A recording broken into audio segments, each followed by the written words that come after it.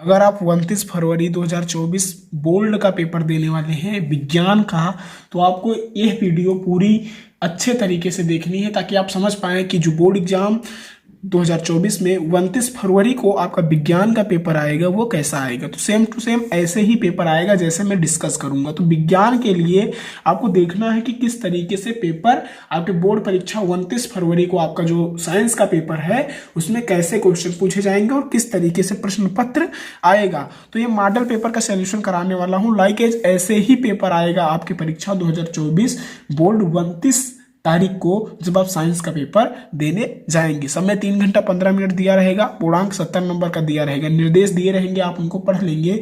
निर्देश में सबसे पहला निर्देश ये रहेगा कि जो प्रश्न पत्र है वो 2 खंडों में विभाजित है, खंड आ और खंड बा, ठीक है। और जो प्रश्न पत्र है वो 15 मिनट दिए गए हैं प्रश्न पत्र को पढ़ने के लिए, तथा उसमें व्हाइटनर का प्रयोग न करें। 20 नंबर के जो बहुविकल्पीय प्रश्न आते हैं उनको क्या करेंगे, OMR शीट पे उनका सोल्यूशन करेंगे। तो ये कुछ निर्देश दिए रहेंगे, आप उनको पढ़ लेंगे। इससे पहले की वीडियो में जब मैंने मॉडल पेपर का सोल्यूशन कराया है तो उसमें सारे निर्देश बताए हुए हैं। तो आइए हम देखते हैं खंड आ बहुविकल्पीय प्रश्नों का सोल्यूशन हम करेंगे। सबसे पहले खंड आ बहुविकल्पीय प्रश्नों का सॉल्यूशन करेंगे। इसमें खंड आ में उपखंड का होता है, उपखंड का में फिजिक्स के क्वेश्चन होते हैं, उपखंड खा में केमिस्ट्री के क्वेश्चन होते हैं और उपखंड ग में बायोलॉजी के क्वेश्चन होते हैं। खंड आ 3 खंडों में विभाजित है जिसमें उपखंड का, उपखंड का खा और उपखंड गा ये 3 भागों में विभाजित है। तो आइए उपखंड का हम सॉल्यूशन करेंगे।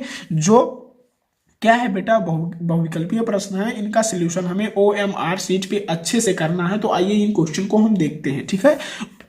पहला क्वेश्चन है अभिनेत्र लेंस की फोकस दूरी में परिवर्तन निम्नलिखित की क्रिया द्वारा होता है। ए नंबर पुतली, बी नंबर दृष्टिपटल, सी नंबर छांभी पेशियां और डी नंबर परिनालिका। तो अभिनेत्र लेंस की फोकस दूरी में परिवर्तन निम्नलिखित की क्रिया द्वारा होता है। किसके द्वारा होता है, पश्चांभी पेशियों के द्वारा होता है। तो सी नंबर जो ऑप्शन है वो सही हो जाएगा। अगला क्वेश्चन 2 नंबर है, यदि 7 सेंटीमीटर ऊंची वस्तु 8 सेंटीमीटर की फोकस दूरी के उत्तल लेंस से 12 सेंटीमीटर की दूरी पर रखी है तो प्रतिबिंब की स्थिति होगी। A number 24 centimetre, B number 34 centimetre और सी नंबर 12 सेंटीमीटर और डी नंबर 16 सेंटीमीटर। तो 24 सेंटीमीटर होगी ए नंबर ऑप्शन को। क्वेश्चन क्या पूछा गया है, यदि 7 सेंटीमीटर ऊंची वस्तु 8 सेंटीमीटर की फोकस दूरी के उत्तल लेंस से 12 सेंटीमीटर की दूरी पर रखी जाएगी तो प्रतिबिंब की स्थिति क्या होगी, 24 सेंटीमीटर का वो जो प्रतिबिंब है वो बनेगा। तो ए नंबर जो ऑप्शन है वो सही हो जाएगा। अगला क्वेश्चन 3 नंबर हम बेटा देखेंगे, विद्युत ऊर्जा का मात्रक होता है। ए नंबर किलोवाट,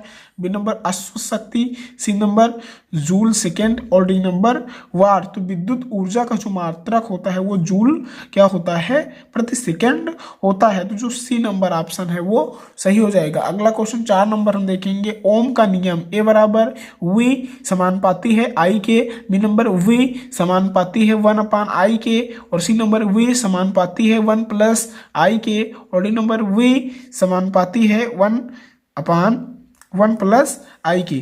तो ये क्या होगा, इसका जो सही आंसर है वो क्या हो जाएगा, ए नंबर वाला ऑप्शन हो जाएगा, वही समानुपाती है आई के। तो जो पहला ऑप्शन है वो सही हो जाएगा। ओम का नियम यही है। 5वां क्वेश्चन है, किसी वस्तु का वस्तु से बड़ा तथा आभासी प्रतिबिंब बन सकता है तो वो किसके द्वारा बन सकता है। ए नंबर उत्तल दर्पण के द्वारा, बी नंबर अवतल दर्पण के द्वारा, सी नंबर समतल दर्पण के द्वारा और डी नंबर अवतल लेंस के द्वारा। तो अवतल दर्पण के द्वारा किसी भी वस्तु का बड़ा और आभासी प्रतिबिंब बन सकता है। तो सही ऑप्शन बी नंबर हो जाएगा। नेक्स्ट क्वेश्चन 6 नंबर हम देखेंगे, प्रतिरोध का एसआई मात्रक क्या होता है। A number ohm metre square, B number coulomb, C number volt metre और डी नंबर ओम। तो प्रतिरोध का एसआई मात्रक ओम होता है। तो डी नंबर जो ऑप्शन है वो सही हो जाएगा। अगला क्वेश्चन 7 नंबर है, विद्युत धारा उत्पन्न करने की युक्ति को कहते हैं। ए नंबर जनित्र, B number galvanometer, C number ammeter और डी नंबर मोटर। तो विद्युत धारा उत्पन्न करने की जो युक्ति है वो जनित्र है। तो ए नंबर जो ऑप्शन है वो सही हो जाएगा। तो ये हमने उपखंड का सॉल्यूशन किया खंड आ के बहुविकल्पीय प्रश्नों में। अब हम उपखंड खा का सॉल्यूशन करेंगे। जो केमिस्ट्री के हैं उनका सॉल्यूशन करेंगे। तो 8वां क्वेश्चन है 25 सेंटीग्रेड ताप पर जल का आयनिक गुणनफल क्या होता है? ए नंबर 10 की पावर 14, बी नंबर 10 की पावर -14 और सी नंबर 10 की पावर 12 और डी नंबर 10 की पावर -12। तो 25 सेंटीग्रेड पर जल का आयनिक जो गुणनफल होगा वो 10 की पावर -14 होगा। तो बी नंबर जो ऑप्शन है वो सही हो जाएगा। अब क्रिया 9 नंबर क्वेश्चन देखेंगे। अब क्रिया 2NaHCO3 2 gives out Na2CO3 plus H2O plus X में X है, यहाँ पे X जो दिया गया है, जब इसका रिएक्शन हम कराएंगे 2NaHCO3 जब ये टूटेगा तो Na2CO3 प्लस जल के साथ और क्या बनेगा ये आपको बताना है। तो A number H2O, B number NaOH वाष्प और सी नंबर CO2 और डी नंबर NaH। तो CO2 बनेगा, कार्बन डाइऑक्साइड बनेगा। जब हम 2NaHCO3 को अब क्रिया कराएंगे उसको तोड़ेंगे तो Na2CO3 बनेगा, साथ में जल भी और साथ में कार्बन डाइऑक्साइड। सी नंबर जो ऑप्शन है वो भी बनेगा। 10वां क्वेश्चन है निम्न में असंतृप्त कार्बनिक यौगिक है। A number CH3 single bond, C double bond O single bond OH, B C3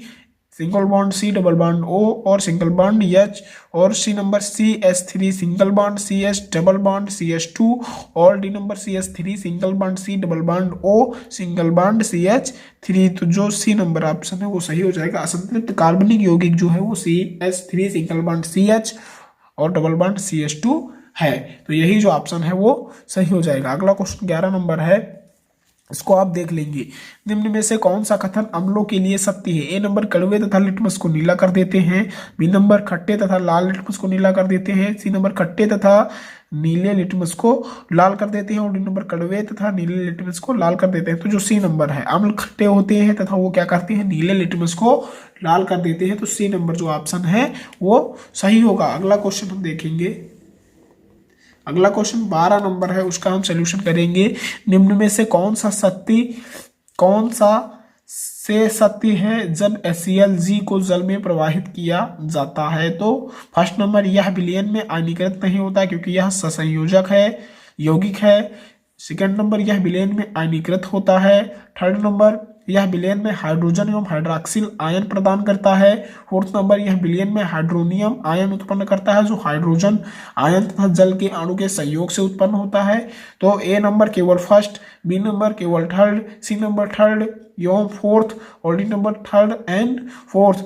तो जो सही ऑप्शन है वो सी नंबर हो जाएगा। सेकेंड क्या है, यह विलयन में आयनीकृत होता है, और फोर्थ क्या है, यह विलयन में हाइड्रोनियम आयन उत्पन्न करता है जो हाइड्रोजन आयन तथा जल के अणु के संयोग से उत्पन्न होता है। तो सही ऑप्शन क्या हो जाएगा, सी नंबर सेकेंड और फोर्थ सही है।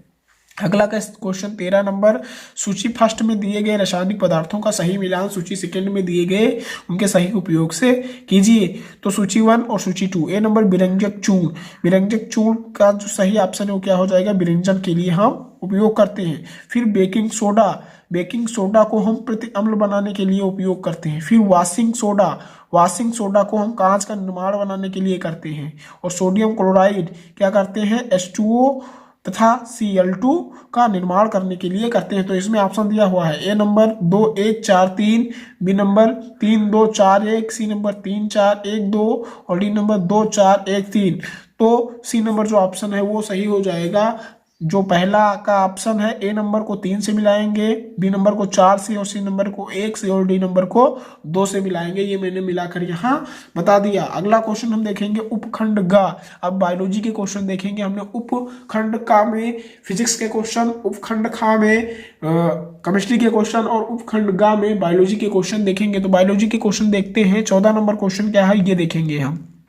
14 नंबर क्वेश्चन है, रेनिन का स्राव कहाँ से होता है? ए नंबर लाल ग्रंथियों से, बी नंबर अग्नाशय से, सी नंबर जठर ग्रंथियों से और डी नंबर इनमें से सभी। तो रेनिन का स्राव जठर ग्रंथियों से होता है। तो जो सी नंबर ऑप्शन है वो सही हो जाएगा। 15 नंबर क्वेश्चन है, निम्न में से क्रेब्स चक्र का क्रिया स्थल है? ए नंबर गाल्जी इकाई की गुहा, बी नंबर कोशिका द्रव्य, सी नंबर माइटोकांड्रिया का आधार द्रव्य और डी नंबर अंतःप्रद्रवी जालिका की गुहा। माइटोकांड्रिया या आधार द्रव्य जो है वो सही हो जाएगा। निम्न में से क्रेब्स चक्र का क्रिया स्थल क्या है? माइटोकांड्रिया या आधार द्रव्य। 16 नंबर है, लैमार्कवाद का मुख्य आधार क्या था? ये आपको बताना है। तो ए नंबर जीवन संघर्ष, बी नंबर प्राकृतिक वर्ण, सी नंबर उपार्जित लक्षणों की वंशागति, डी नंबर योग्यतम की उत्तर जीविता। तो लेमार्कवाद का जो मुख्य आधार था वो उपार्जित लक्षणों की वंशागति थी। 17 नंबर क्वेश्चन है, परागनली में नर युग्मक की संख्या होती है, ए नंबर 1, बी नंबर 2 और सी नंबर 3 और डी नंबर 8। तो 2 होती है। परागनली में नर युग्मक की जो संख्या होती है वो कितनी होती है बेटा?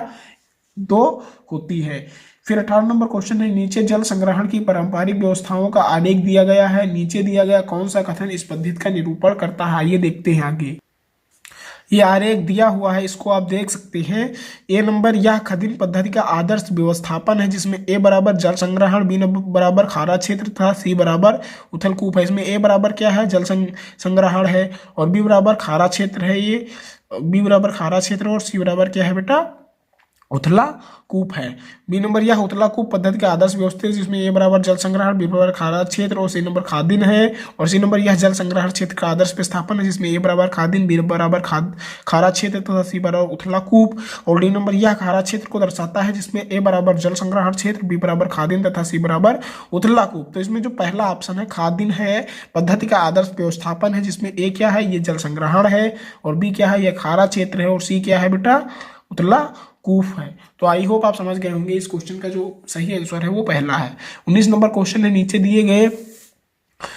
दिए गए सूची में अलैंगिक क्रिया द्वारा कौन सा जनन करता है? ए नंबर केला, सेकंड नंबर कुत्ता, और थर्ड नंबर ईस्ट, और बी फोर्थ नंबर अमीबा। अलैंगिक जनन में दो एक नर तथा एक मादा जनन का उपयोग होता है जनन कराने के लिए। तो इसमें अलैंगिक जनन कुत्ता करता है, ठीक है। तो सेकंड नंबर जो ऑप्शन है वो सही हो जाएगा वो। आइए अगला क्वेश्चन हम देखते हैं 20 नंबर।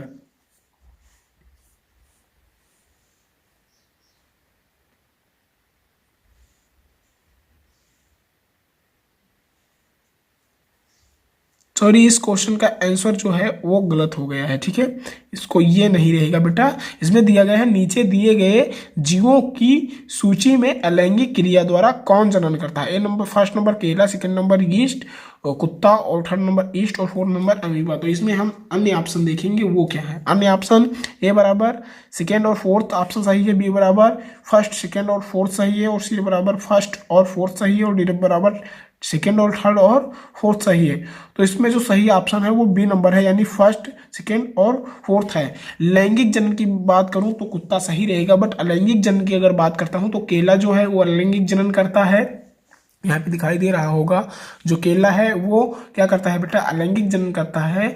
और जो ईस्ट है वो भी अलैंगिक जनन करता है, और फोर्थ जो अमीबा है वो भी अलैंगिक जनन करता है। तो जो बी नंबर ऑप्शन यहाँ पे दिया गया है वो सही हो जाएगा। ये जो बी नंबर ऑप्शन है, फर्स्ट सेकेंड और फोर्थ वाला, ठीक है। और जो ये है वो गलत है, क्योंकि बेटा यहाँ पे क्या है? जो कुत्ता है वो लैंगिक जनन करता है, अलैंगिक जनन नहीं करता है, ठीक है। फिर 20वां क्वेश्चन है, निम्न कालमों का मिलान करना है, कॉलम ए और कॉलम बी। केचुए का मिलान हमें कहाँ से करना है? केचुआ क्या करता है बेटा? नमक्युक्टिल उपचर्मी करता है। क्या करता है? केचुआ जो है वो नमक्युक्टिल उपचर्म करता है। और मोलास्क क्या करता है बेटा? क्लोम बनाता है। और स्थलीय जीव क्या करते हैं बेटा? स्थलीय जीव क्या करते हैं? स्थलीय जीव फेफड़ा, और कीट क्या करते हैं बेटा? नलिकाओं का जाल। तो फर्स्ट नंबर जो ऑप्शन है वो उससे मिल जाएगा। तो सही ऑप्शन क्या हो जाएगा? बी नंबर हो जाएगा। तो ये जो कॉलम है कुछ इस तरीके से मिलेगा। तो ये टोटल 20 इंपोर्टेंट बहुविकल्पीय प्रश्न थे। लाइक ऐसे ही आपकी परीक्षा 29 फरवरी को विज्ञान के पेपर में प्रश्न आएंगी, ठीक है। उसके बाद खंड ब वर्णनात्मक प्रश्न रहेगा, इसका सोल्यूशन भी हम नेक्स्ट वीडियो में देखेंगे। तो ये 20 इंपॉर्टेंट क्वेश्चन थे जिन्हें आप तैयार करेंगे तो आपकी तैयारी बेहतर होगी। तो फिर मिलते हैं अगले वीडियो में, तब तक के लिए धन्यवाद। जय हिंद।